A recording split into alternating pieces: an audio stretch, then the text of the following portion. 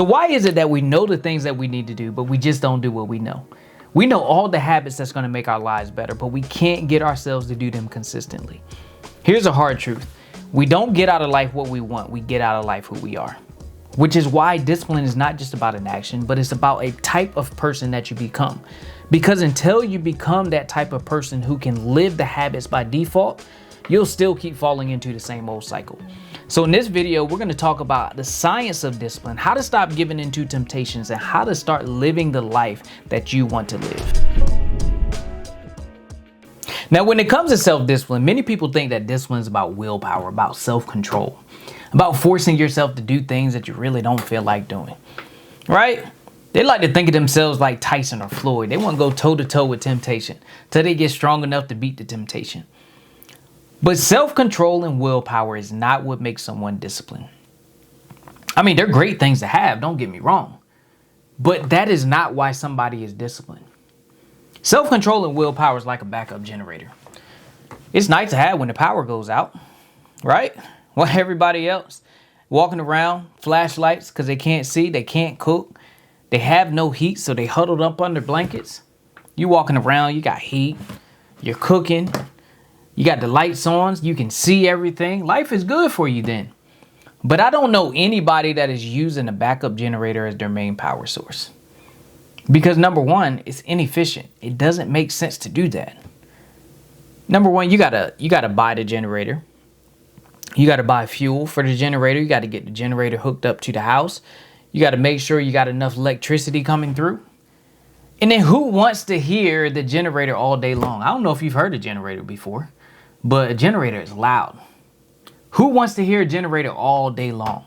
Or who wants to wake up going to the bathroom in the morning and then you're waking up and you have no power because your generator ran out of fuel? Now you got to decide if I want to go outside, add more fuel because once my family gets up so they can have some electricity, or if I want to go back to bed.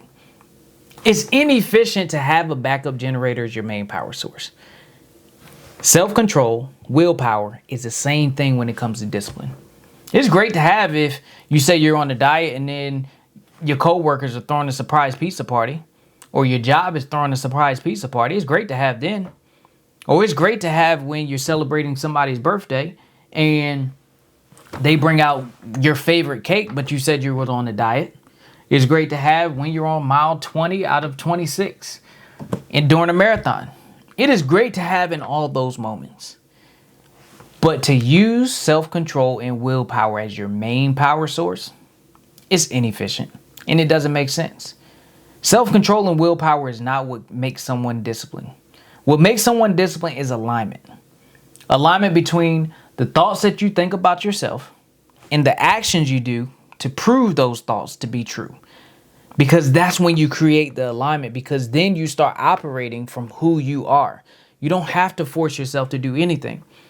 Look, you have to understand something, that our brain is wired. It is wired to follow our identity, because it's our identity that drives our behavior, which then produces our results. Not the other way around. Our identity doesn't follow our behavior, but it's our behavior that follows our identity. And every time you are acting outside of your identity, right? Outside of what you believe yourself to be or who you believe yourself to be, you create a disconnect. And everything feels like it's forced. Everything feels like you're going uphill. Everything feels like a burden, a sacrifice, right? But when you're acting in alignment with your identity, you're just acting out of your natural expression. This is why self-discipline is not about self-control and willpower and forcing yourself through to do things that you really don't feel like doing. But instead, it is about identity. It's about identity transformation. It is the process of becoming who you need to become so you can do the things you need to do consistently. Now, how do we know that this is not just theory? How do we know that this is not just motivational talk? How do we know it's not something that just sounds good, but it is good? We know this because science backs this up. Psychologists have been talking about these principles for years. As far back as the 1920s, they've been talking about how our brain is designed to protect our identity. In fact, Prescott Leckie, he came up with the self-consistency theory. that says everybody strives to have a consistency with their self-image and their self-belief. So what that says to me is that we will do anything to match the story that we tell ourselves. Anything. People kill, people steal, people self-sabotage. They build $1 million businesses. They get in shape. They turn their life around and become purpose-driven leaders, all to match the story that they tell themselves. So in other words, if you feel like you're a person who doesn't keep their word to themselves, you're a person who is inconsistent, who procrastinates, who's lazy, guess what's going to happen? You're going to prove yourself right every single time. Now, let's say if you believe the opposite of those things. You're a person who does get things done. You're a person who is strong. You're a person who does keep their word to themselves. Guess what happens then? You're going to prove yourself right every time.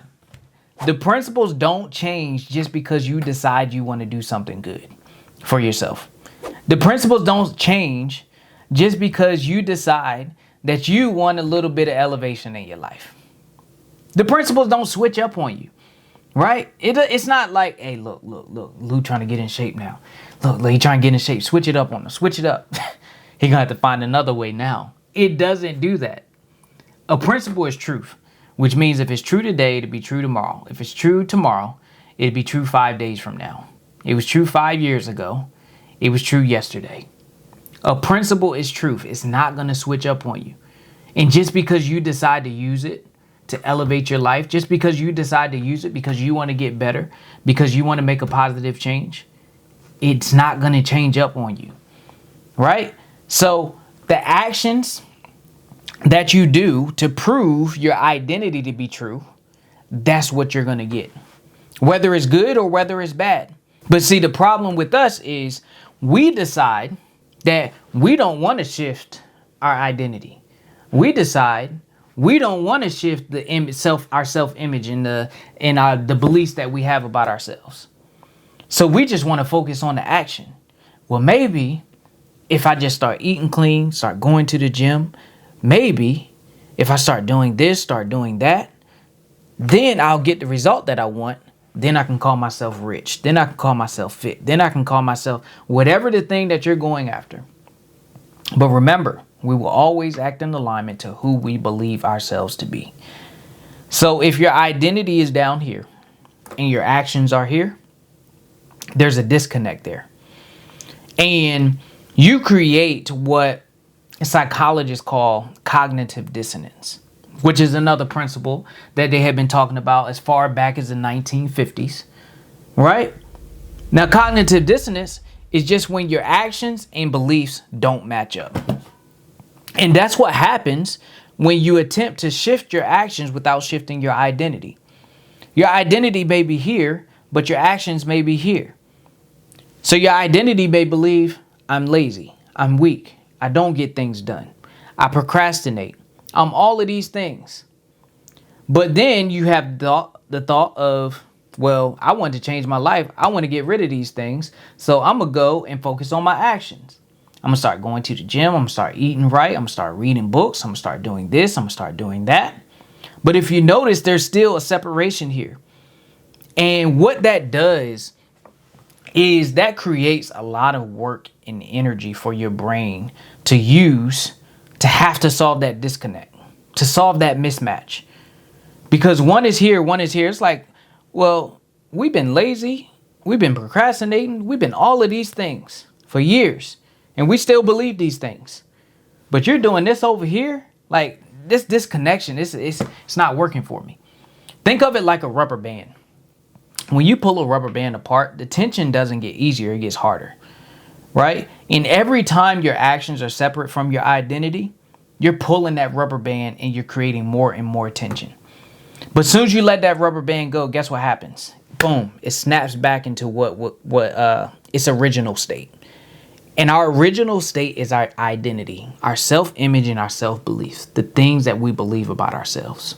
So until you decide to shift your identity, until you decide to start changing the thoughts and beliefs that you have about yourself, and then doing the actions to prove those thoughts and beliefs to be true, you'll always fall back down to your old patterns and habits.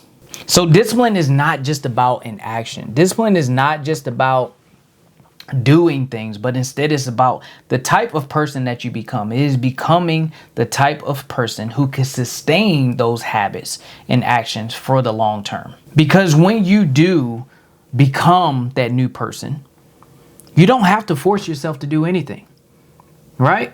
Because now you're acting in alignment with who you believe yourself to be, and nothing feels forced. I've been going to the gym for 15 years. I don't have to think about going to the gym. I don't have to think about working out. Now, there are many days, most days, that I don't feel like working out. But it still doesn't change the fact or question if I'm going to the gym or not. Because it's not a question. One of the simple examples that I like to use is that I take it you're a clean person. Do you have to force yourself to take a shower? Do you have to force yourself to brush your teeth? No. You just naturally wake up, you brush your teeth, you naturally wake up, take a shower, you put deodorant on, you clean yourself up. Why? Because you believe that you are a clean person. So it is not something that you have to force yourself to do in the morning. And when you shift your identity to who you believe yourself to be, guess what? You're not acting out of force. Now you're acting in alignment. And everything just feels so much easier. Everything feels more natural. Now, shifting your identity is not the only part of the equation when you're attempting to overcome temptation. But there's one other element that if you don't shift this one thing, you will still fall back down to your old patterns and habits, right? And that's environment. Environment is one of the most powerful influences in the world. Now, again, like I said, many people think that people that are disciplined, they have a tremendous and ton amount of self-control and willpower. But that's not true. Some people do. But as for the large majority, that's not true. People that are disciplined, they put themselves in situations that they can win. They create an environment that allows them to win, because you can have your identity locked in all day.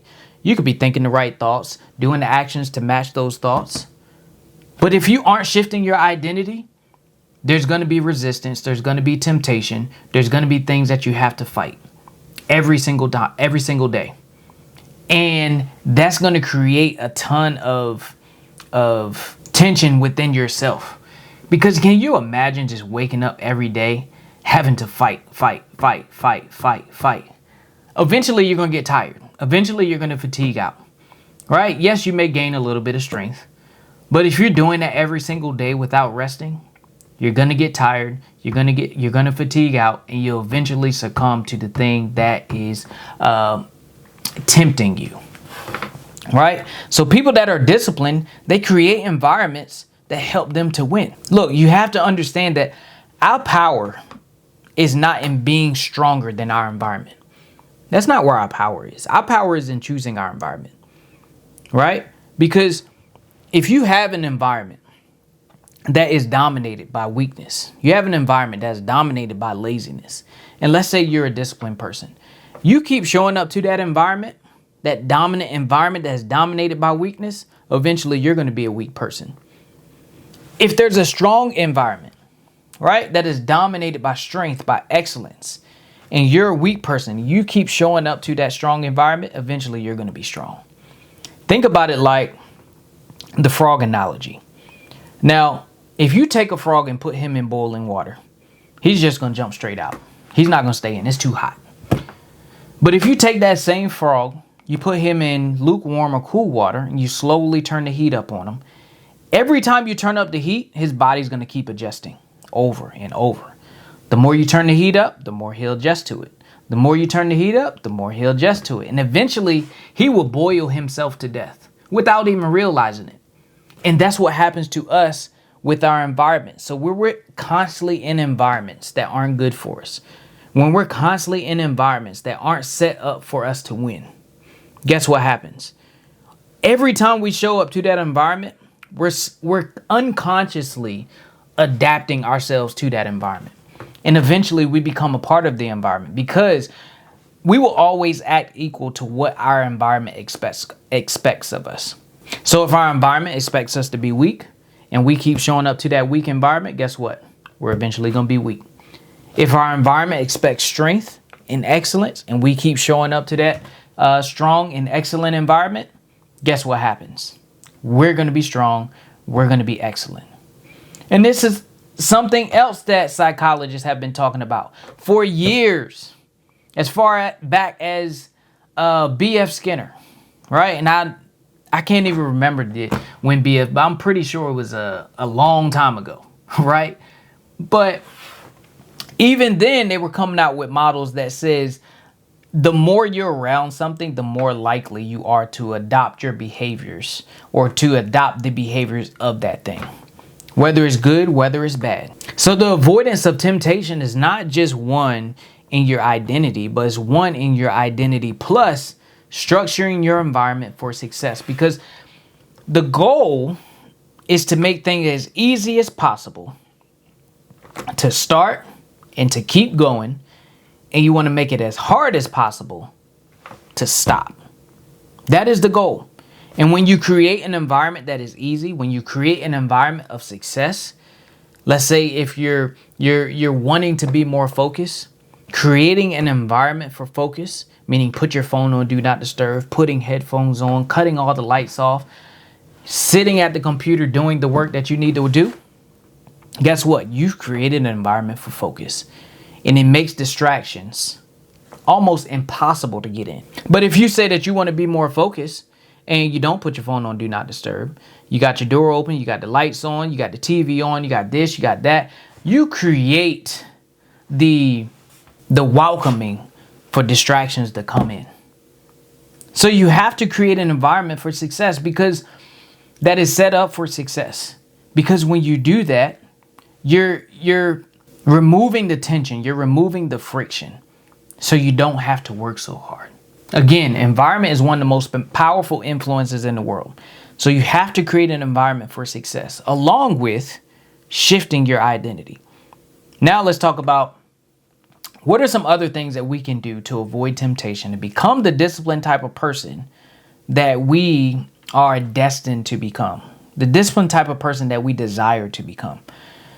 And the first thing that you need to become more disciplined is you need desire, right? Now, many people think just because they have a desire that they have the qualifications they need to start becoming more disciplined. When in reality, not everybody has it, because you don't just need any type of desire. You need a deep enough desire, right? See, many people think because they have a desire that is deep enough, but a deep enough desire is different from a surface level desire. See, many people have a surface level desire.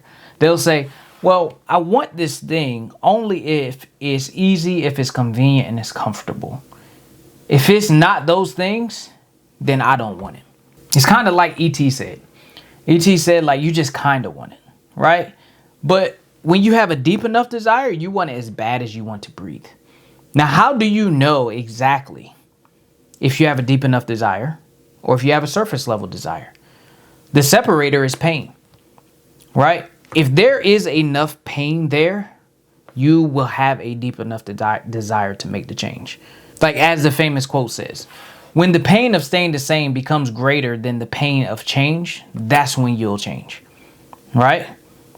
So you have to have a deep enough desire to become disciplined, to avoid those temptations, to overcome and beat those temptations in order to start becoming the disciplined person who you want to become. So that's number one. Number two is you have to follow the D.A.R.E framework, right? And the first part of the D.A.R.E framework is you have to define a massive goal. You have to define a massive identity. Now, you can't just define a massive goal and not a massive identity. You have to define both a massive goal and a massive identity. Because a goal without an identity is just short-term success. Because you can have the goals, you can have a little bit of success, but you will self-sabotage your goals because of your identity. Eventually, you'll stop doing the things that you need to do. Eventually, you'll self-sabotaging because of your thoughts, your mindset, and how you believe about yourself. And then you'll start behaving in that way, and then you'll start getting results that don't match the massive goal that you set for yourself. Now, if you have a massive identity, right, without a massive goal, now you're just a person with a ton of potential with nowhere to aim it. You're a person with a ton of potential, but you have no direction. You're here, you're there, you're here, you're there, you're here, you're there. You're just all over the place. So you have to create a massive goal or define a massive goal and a massive identity. Right after that, you have to decide to become that person to go after that massive goal. You have to decide.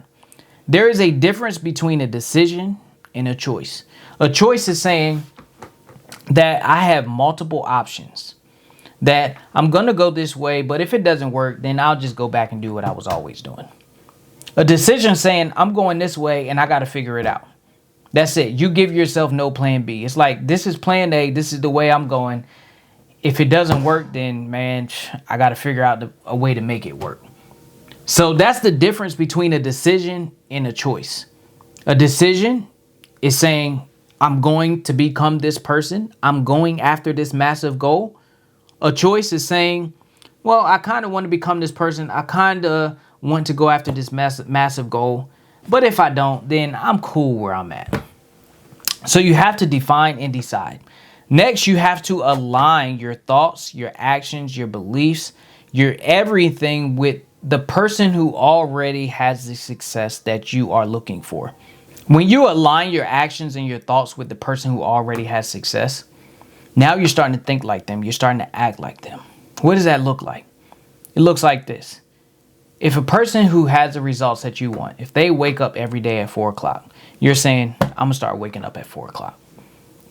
If this person says that they read 5 to 10 pages a day, you're going to say, I'm going to start reading 5 to 10 pages a day. If this person says that they work out every single day, I'm going to start working out every single day. If this person does legs twice a week, you're saying I'm doing legs twice a week. Whatever the people that have the success that you want, whatever they believe about themselves, whatever actions they're doing to help get that result, you need to align yourself with those actions, thoughts, and beliefs. And when you do that, you're starting to create alignment between the type of person that you need to become in order to get those results and the person that you are now. So you're creating that alignment to say, okay, I know I'm down here. This is where I need to be. So you start to think and act like this person. And the more you do it, the more you create alignment between those two people. Right? So that's number 2. Number 3 is you want to reinforce with challenge. The only way to get stronger, the only way to grow, the only way to get better is through challenges. What type of challenges? Working out every single day is a challenge. If you're not a reader, reading every single day is a challenge. If you have issues with spending money, right? You like shopping on Amazon. Every day you got another Amazon package coming to the house. Deciding to invest your money or to invest in yourself, buying courses, investing your money into the stock market, into crypto, into Bitcoin, whatever. Deciding to stop buying packages and start to spend your money that's going to provide a positive impact on your future, that can be a challenge. Right? So every challenge is different for everybody.